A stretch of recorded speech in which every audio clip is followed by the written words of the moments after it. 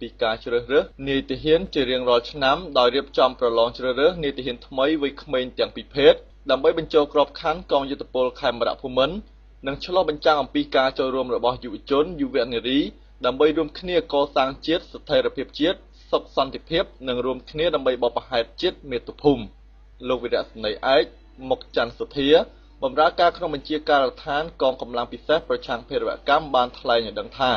យុវជនយុវនារីនាពេលបច្ចុប្បន្នកំពុងតែមានការចាប់អារម្មណ៍យ៉ាងខ្លាំងទៅលើវិស័យការពារជាតិក្រោមពាក្យស្លោករបស់រាជរដ្ឋាភិបាលថារួមគ្នាដើម្បីបព្វហេតុជាតិមាតុភូមិយុវជនយើងភាគច្រើនបានចាប់អារម្មណ៍នឹងការចូលបម្រើកងទ័ពហើយដោយសារបច្ចុប្បន្នភាពនេះគឺរាជរដ្ឋាភិបាលក្រោមការដឹកនាំរបស់ប្រមុខរដ្ឋាភិបាលយើងសម្ដេចតេជោហ៊ុនសែនបានយកចិត្តទុកដាក់ខ្ពស់ចំពោះកងកម្លាំងតាយុទាំងអស់ទាំងកងកម្លាំងយោធាខេមរភូមិន្ទនិងកងកម្លាំងនគរបាលដូច្នេះហើយនេះជាឆ្នាំទី1ដែលយើងធ្វើការផ្សព្វផ្សាយទ្រង់ទ្រាយធំដល់មហាជនកន្លងមកយើងធ្វើការផ្សព្វផ្សាយដែរប៉ុន្តែតាមតាកញ្ចក់ទូរទស្សន៍និងវិទ្យុអញ្ចឹងយកដែរមានការចុះផ្សព្វផ្សាយផ្ទាល់ដូចថ្ងៃនេះ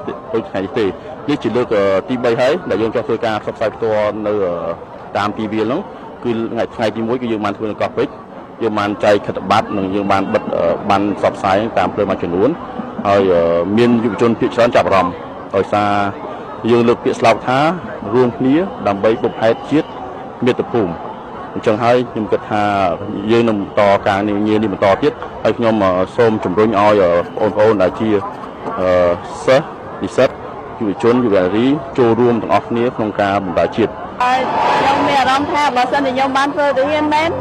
ខ្ញុំចង់ការពារប្រទេសជាតិរបស់ខ្ញុំមួយដែរព្រោះជាតិរបស់ខ្ញុំគឺជាតិមួយដែរបង្កើតខ្លួនខ្ញុំមកឲ្យរស់នៅក្នុងនោះអញ្ចឹងខ្ញុំចង់ការពារជាតិរបស់ខ្ញុំនឹងខំតស៊ូឲ្យមុតមាំបានកាយចិត្តរបស់ខ្ញុំការពារជាតិរបស់ខ្ញុំយុវជនយុវនារីអញ្ជើញមកយកនិងដាក់ពាក្យឲ្យបានរួចរាល់វគ្គនីតិហ៊ានសកម្មពេលប្រឡងជាប់ទទួលបានក្របខ័ណ្ឌខេមរភូមិន្ទនិងទទួលបានឋានន្តរស័ក្តិនាយចំណង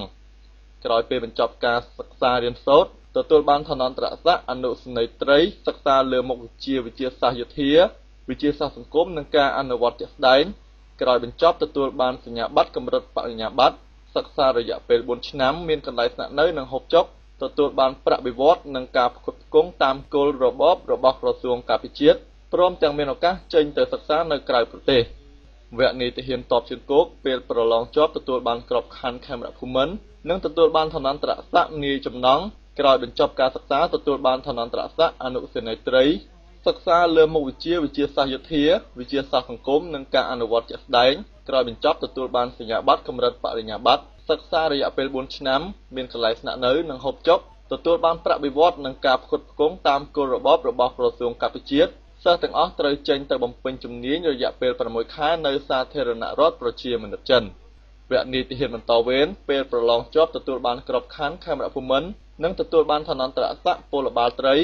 ក្រោយបញ្ចប់ការសិក្សាទទួលបានឋានន្តរស័ក្តិប្រណិបាលឯកសិក្សាលើមុខវិជ្ជាចំណេះដឹងយោធាថ្នាក់មូលដ្ឋាននិងភាសាអង់គ្លេសក្រោយពេលបញ្ចប់ការសិក្សាទទួលបានបរិញ្ញាបត្របញ្ជាក់ការសិក្សារយៈពេល6ខែមានកន្លែងស្នាក់នៅនិងហូបចុកទទួលបានប្រាក់បៀវត្សនិងការផ្គត់ផ្គង់តាមគោលរបបរបស់ក្រសួងការពារជាតិនិងមានឱកាសចេញទៅសិក្សានៅក្រៅប្រទេសគួររំលឹកដែរថាលក្ខណៈសម្បត្តិដើម្បីដាក់ពាក្យប្រឡងជ្រើសរើសជានាយទាហានមានដូចជាសញ្ជាតិខ្មែរមានអាយុពី18ឆ្នាំដល់25ឆ្នាំគិតត្រឹមថ្ងៃដាក់ពាក្យសុំចុះឈ្មោះចូលប្រឡងមានកាយសម្បទាគ្រប់គ្រាន់តាមតម្រូវការដើម្បីបំពេញមុខងារលិខិតបញ្ជាក់កិរិយាមារយាទពីឃុំសង្កាត់មិនធ្លាប់ត្រូវបានតុលាការផ្ដន្ទាទោសមានសញ្ញាបត្រមធ្យមសិក្សាទុតិយភូមិឬសញ្ញាបត្រប្រហាក់ប្រហែល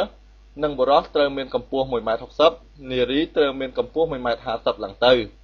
កាលបរិច្ឆេទចាប់ផ្ដើមចែកពាក្យពីថ្ងៃទី1ខែកញ្ញាឆ្នាំ2015និងឈប់ទទួលពាក្យប្រឡងថ្ងៃទី13ខែកញ្ញាឆ្នាំ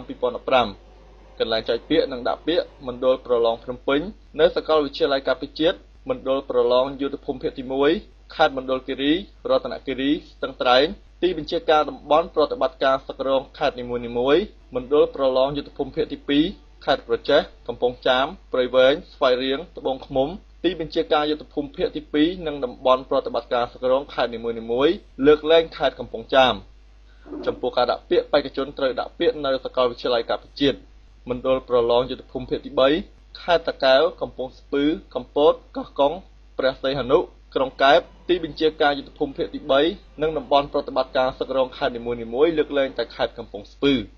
មណ្ឌលប្រឡងយុទ្ធភូមិភាគទី4ខេត្តកំពង់ធំព្រះវិហារឧត្តរមានជ័យសៀមរាបទីបញ្ជាការយុទ្ធភូមិភាគទី4និងតំបន់ប្រតិបត្តិការសឹករងខេត្តនីមួយៗលើកលែងតែខេត្តសៀមរាបនិងមណ្ឌលប្រឡងយុទ្ធភូមិភាគទី5ខេត្តបាត់ដំបងពោធិ៍សាត់បន្ទាយមានជ័យក្រុងប៉ៃលិនទីបញ្ជាការយុទ្ធភូមិភាគទី5និងតំបន់ប្រតិបត្តិការសឹករងខេត្តនីមួយៗលើកលែង